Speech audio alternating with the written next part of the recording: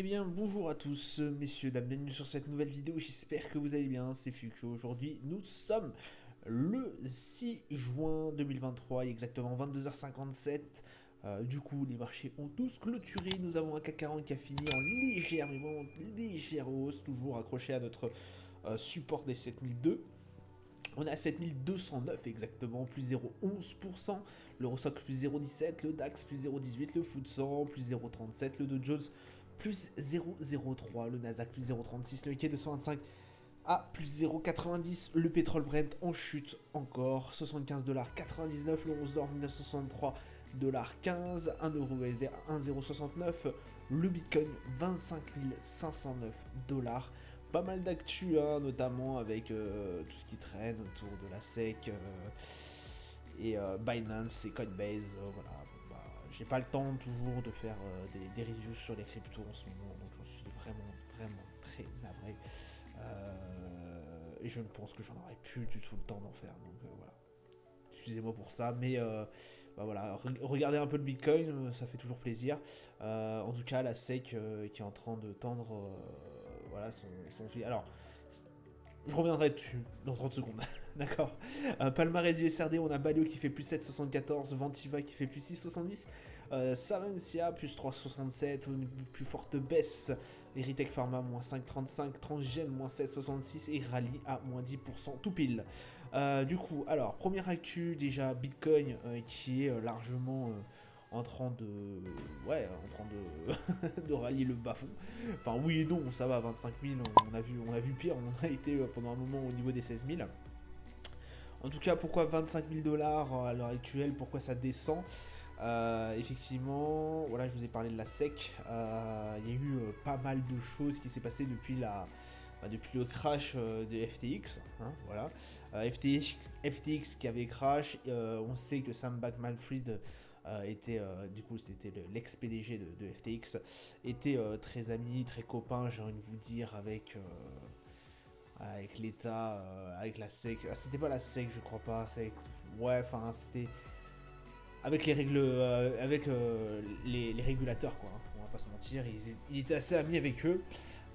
Et en fait, quand FTX s'est écroulé, bah, on a dit non mais attends, ça c'est plus possible, c'est plus possible. Donc du coup, voilà, là on est un peu j'ai envie de vous dire, à la chasse aux sorcières au niveau de la crypto-monnaie. Alors, Binance, lui, est en. C'est une grosse exchange, a pris, je crois, il y a 10 chefs d'inculpation pour. Enfin, ouais, je crois que c'est ça, à peu près. Une dizaine de procès en cours pour Binance. En tout cas, je crois que c'est la SEC hein, qui gère, qui a porté plainte. Alors, il y a tout. Il y a envers le PDG, enfin, je me rappelle plus comment ça, Zhang Zhao, je sais plus trop son nom.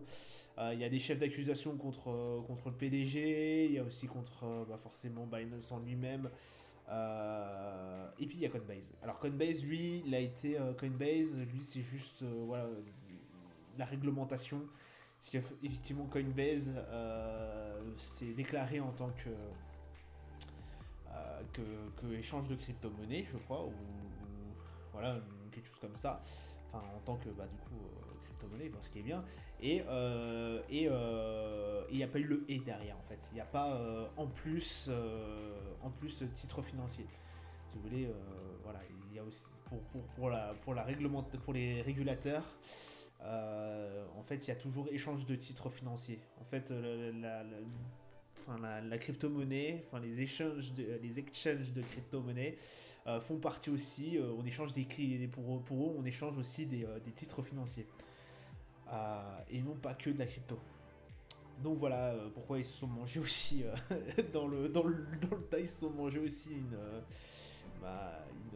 une plainte hein, qui a été déposée du coup et puis on verra par la suite ce que ça donnera, mais en tout cas Binance est un peu plus dans la sauce. Il y a beaucoup de choses hein, sur Binance et puis Coinbase, bon bah voilà, ils se sont fait un peu rappeler à l'ordre. J'ai envie de vous dire, c'est le tarif minimum hein, en ce moment. Ça tombe vraiment un peu, ça pleut un peu de mauvaises nouvelles au niveau des cryptos en ce moment. Voilà. Alors, autre sujet, on a eu aujourd'hui, forcément comme vous voyez sur le titre, grosse surprise hier soir. hier soir, nous Français, bien évidemment. L'Australie qui augmente ses taux directeurs au lieu de les laisser comme tels. Ça n'a pas du tout envoyé un bon signal, forcément. On a eu une grosse crainte. Alors, heureusement que pour l'instant, c'est la RBA, je crois. C'est comme ça qu'elle s'appelle. Donc, du coup, la Banque Centrale Australienne. Heureusement que c'était que la Banque Centrale Australienne, parce que ça aurait été d'autres banquiers centraux. Ça aurait pas fait la même chose. Je vous rappelle, hein, il n'y a pas plus tard qu'hier. Christine Lagarde qui nous avait sorti, attention, on n'est pas sûr que le pic d'inflation soit sorti, hein, soit atteint. Donc là, on est en train de prendre. Ouais, attendez, hein. On est en train de prendre des rames un peu. Donc écoutez, ça risque toujours d'être assez compliqué. Au niveau, en tout cas, de l'inflation, on reste très très méfiant. Très très méfiant. On a eu aussi des indicateurs au niveau l'IV, au niveau du Canada, de toute façon on verra ça sur le calendrier. Ils n'ont pas été du tout bons. Gros problème aussi au niveau de l'emploi, au niveau des États-Unis. On a eu une énorme surprise, c'était hier, c'était quoi qui était sorti. Enfin bref, les indicateurs d'hier n'ont pas du tout été bons, et aussi au niveau des US. Voilà, il y a beaucoup de choses. On a eu aussi Apple, je crois que a redescendu encore de 1%. Ça plaît pas trop aux investisseurs, hein, le casque VR. Voilà, 3500$, ça leur paraît un peu cher. Alors après, voilà, faut timer tout ça. C'est une annonce récente. Je crois que le casque sera présent que aux États-Unis. Alors, il sera présent que aux États-Unis à partir de 2024 ou 2025. Bon, 3500€, ça refroidit un peu les investisseurs. Ils se disent, bon, ok, on va se balader avec un casque avec une autonomie que de 2 heures, avec une petite batterie qui sera à mettre dans notre poche. Ok, d'accord. Alors, 3500€, peut-être un peu chaud quand même là. 3500€ pour un casque. Bon, ça plaît pas trop. Bon, après, Apple, j'ai envie de vous dire, sur les plus hauts. Donc, ça reste quand même une très très bonne valeur. En tout cas, je pense, au niveau voilà, au niveau des valeurs, voilà. Autre actu, on a eu aussi le prix encore de la baisse du pétrole, j'en ai parlé hier. Ce week-end, l'OPEP qui s'était réuni pour faire baisser d'1,4 million le baril, enfin d'1,4 million le nombre de barils par jour. Bon, apparemment, ça suffit pas. Forcément, hein, la Chine qui est en train de faire un peu la gueule là, avec des résultats un peu inquiétants, j'ai envie de vous dire, sur son économie. Donc forcément, ça impacte aussi le pétrole. Donc voilà, beaucoup de choses. On a des marchés qui restent quand même un peu dans le vert là aujourd'hui. Bon, on n'a pas bougé grand chose, hein. Dow Jones plus 0,03, je vais dire le CAC 40, on reste sur nos 7002. Bon, écoutez, ça bouge pas trop là en ce moment. Ça bouge vraiment pas trop. Voilà un peu ce qui nous a animé sur cette journée où il y a eu très très peu de choses. Hein. Il y a eu très très peu d'échanges, pardon. Calendrier dans son économique, du coup, on a eu le RBA, décision des taux d'intérêt. Voilà, c'est là que ça a commencé. Ça a surpris plus d'un, hein. Donc quand même, hein, l'Australie qui augmente ses taux alors que normalement ils avaient dit qu'il restait, enfin selon le consensus, on avait tablé sur voilà, une non-augmentation, j'ai envie de vous dire. On restait, voilà, on faisait une petite pause. Donc ça refroidit les marchés, hein. À 6h30 du matin, ce matin on s'est réveillé un peu avec la gueule de bois. On a eu aussi les ventes au détail, donc j'ai envie de vous dire, mensuel, ça n'a pas été très florissant. On demandé une augmentation de 0,2%, on a eu 0%, donc ah ouais, d'accord. Bon, au niveau annuel, ça reste quand même assez bon, j'ai envie de vous dire. On avait sur moins 3%, on n'est que moins 2,6%, donc ça reste voilà, ça reste quand même mitigé, mais attention sur ces indicateurs-là. Le mois dernier n'a pas été très très bon. Le Canada, du coup, je sais bien ce que je vous disais, l'IVPMI et au niveau du Canada n'a pas été très très bon, même pas du tout bon du tout. Donc à 16 h, ça a pas eu gros impact en tout cas sur les indices américains et autres, mais sur les indicateurs sur les indices que je vous ai présentés, mais bon, voilà, c'est aussi un peu une mauvaise nouvelle. Au niveau de demain, du coup, on aura le PIB au niveau de l'Australie, 3h30. 5h, la Chine, balance commerciale. On aura quoi d'autre? La balance commerciale au niveau des US à 14h30. Et puis ce sera tout pour demain. Nos marchés. 4,40 du coup, on s'est vraiment baladé. Alors sur une journée entière, on est à 7231. C'est un peu extirpé de ce support des 7002. Bon, on reste quand même grossièrement accroché dessus. RSI à 44, donc on a un RSI quand même voilà, qui n'est pas dans sa meilleure forme, j'ai envie de vous dire. Un MACD, bon voilà, qui marque une tendance baissière, de toute façon on le voit bien. On a eu nos plus hauts au niveau d'avril, mi-avril, et depuis c'est un peu une dégringolade. On était au plus haut à 7006, pendant un moment on a été retrouvé les 7005 là, on a eu un repic aux alentours du 19 mai. Ça a un peu suffi, puis après ça s'est effondré, on est même très très vite redescendu au 7002. Le DAX, bon c'est pareil, on n'a pas eu grand chose de toute façon aujourd'hui, j'arrive à vous dire, les indices sont un peu restés stables sur leur lieu en fait, sur la veille. Hein. Donc là par exemple on était aux alentours des 16 000 au niveau forcément de notre résistance au niveau du DAX. Bah voilà, on n'est pas bougé. On a bougé de quelques centaines, mais pas vraiment de quoi se décrocher de cette résistance, que ce soit par la haut ou par la baisse, pardon. Un MACD qui est, bon voilà, sans grossièrement aucune tendance. RSI à 54, donc quand même une zone de neutralité, bon, un peu plus penchée vers forcément l'achat, mais on reste quand même assez prudent. Voilà, notez que c'est quand même une grosse résistance, hein, les 16 000, on y est accroché depuis quelques séances là.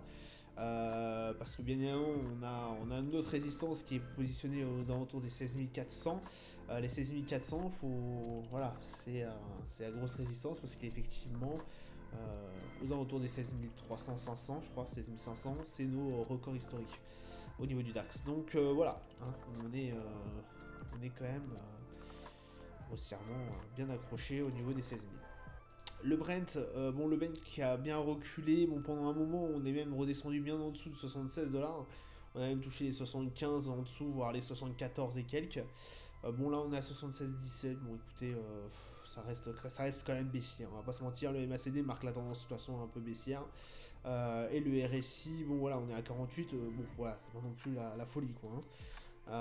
Ça reste grossièrement stable, mais voilà, si on dézoome un peu, voilà, on va pas se mentir, c'est baissier quoi. Hein. C'est baissier avec des zones de range. Voilà un peu pour notre Brent. Le 11 d'or, toujours accroché aussi au 1955, 1950. On est à 1963, donc c'est décroché un peu. On a été chercher les 1955, enfin en tout cas notre support des 1950 à un moment donné. On s'est fait refouler, voilà, les 1963 sont de retour. Grosse résistance au niveau des 2000, comme je vous le dis à chaque fois. Donc faire attention à ce niveau des 2000, comme je vous le dis. Un MACD qui marque une tendance baissière, forcément, hein, ça descend depuis le début mai. Depuis le début mai, le 11 d'or, alors c'est certes on a stagné pendant un moment sur notre support des 1950. Mais voilà, à tout moment on peut casser ce support ou repartir à la hausse. Voilà, c'est toujours possible. Mais quand même, on a une tendance baissière qui se profile depuis début mai. Bien évidemment, hein, le RSI le marque un peu aussi, 46 hein, au niveau du RSI. Donc on reste quand même assez prudent si on est à l'achat au niveau du 11 d'or. Et voilà, hein, parce que de toute façon, même si on est à l'achat, comme je vous dis, le niveau des 2000 est très très compliqué, et très complexe et très technique. Voilà. Et je vous l'ai redit je sais plus combien de fois. Voilà, faites très attention à ce niveau des 2000, je vous l'ai expliqué 50 fois. On n'a pas dépassé ce niveau des 2000, ou alors pendant des courts moments, et c'était pendant des grosses périodes, guerre en Ukraine, crise Covid, et ce n'est pas resté très longtemps. C'est pour ça que je vous dis que le niveau des 2000 est très charnière. S&P, alors le S&P qui reprend un peu les couleurs, 4385, on est revenu un peu, voilà, on a été repassé un peu à la baisse hier, bon là on est revenu un peu sur nos pas. Marque quand même voilà, une tendance haussière, on va pas se mentir, depuis qu'on a cassé réellement ce niveau des 4150 et qu'on s'en est servi directement après, hein, juste après comme support. A été vraiment très très bénéfique pour nous. 4200, 4300 pratiquement. On va arriver sur des niveaux qui vont être notre résistance, hein, ouais, 4300, ouais, 4300. Là on est à 4285, on est très très très très proche. Écoutez, pour l'instant ça se porte très très bien sur le S&P. Les 4300 qu'on n'avait pas vu, hein, depuis quand même septembre de l'année dernière. Juillet. Oula, non, juillet ou août. J'ai du mal à voir. Moi, entre fin juillet, début août, on n'avait pas vu ces niveaux-là. Donc ça date quand même d'un petit temps. Bon, après, on est quand même assez loin de nos sommets historiques qui sont à plus de 4007. Je crois que c'est 4008 et quelques. Donc voilà, on est quand même assez loin pour nos sommets. Mais le S&P qui prend un peu aussi d'élan. Le Nasdaq, bon, alors lui, il cale un peu, ça fait deux séances qu'il fait pas grand chose. Alors, il a pas fait grand chose, ça veut pas dire que forcément on n'est pas bon au niveau on n'est pas bon à l'achat au niveau du Nasdaq, puisque quand même on a un RSI, il faut le marquer, à 75, donc c'est vraiment une très très grosse performance au niveau, en tout cas, de la zone de surachat. On est vraiment sur la zone, enfin on est vraiment au-delà de la zone de surachat. Le MACD qui marque la tendance haussière forcément, mais c'est surtout vraiment cet élan qui a été incroyable au niveau du Nasdaq depuis le 25 avril, depuis fin avril, milieu avril, on a une poussée au niveau du Nasdaq qui est assez incroyable. Alors je vous le répète encore une fois, c'est dû forcément à l'IA générative, ChatGPT et compagnie. Là on voit bien que Apple n'a pas fait des émules, parce que sinon ça serait reparti encore un peu à la hausse. Voilà, là ça fait deux jours, voilà, forcément au moment de l'annonce et puis le lendemain, où ça n'a pas forcément plu, j'ai envie de vous dire, notre notre cher Nasdaq, mais ça reste quand même très très très bon dans l'ensemble, en tout cas au niveau du Nasdaq. Bon, écoutez, voilà, il RSI 75, ça reste très très bon. Grossièrement, on a une résistance aux alentours des 15 100. Écoutez, à vérifier par la suite. Dow Jones qui qui a fait pendant un moment ouais, c'est bien descendu quand même. Là on s'en est tiré tout juste dans le vert, 33 568. Bon, écoutez, que dire. Alors le RSI est un peu mieux, on est à 54, hein, le MACD, bon, on est vraiment sans tendance. Bon, ça reste toujours un peu complexe au niveau en tout cas de notre Dow Jones. 34 300 toujours notre objectif, j'ai oublié le nom, pardon. Notre résistance est à 34 000 du coup 300, et notre support est à 33 000. Écoutez, 33 000, je vous rappelle, un gros support au niveau des 33 000. Cela fait depuis le mois de novembre que nous avons pas franchi, ce niveau des 33 000, en tout cas qui faisait résistance pendant un moment. Et depuis, on range entre les 34 300 et les 33 000, grossièrement, hormis la phase SVB et autres. Voilà un peu ce qui se passe sur nos marchés. Du coup, ça sera tout pour moi. Pour aujourd'hui, je vous souhaite une excellente journée, une bonne soirée à vous. Je vous dis à plus tard. Ciao, ciao.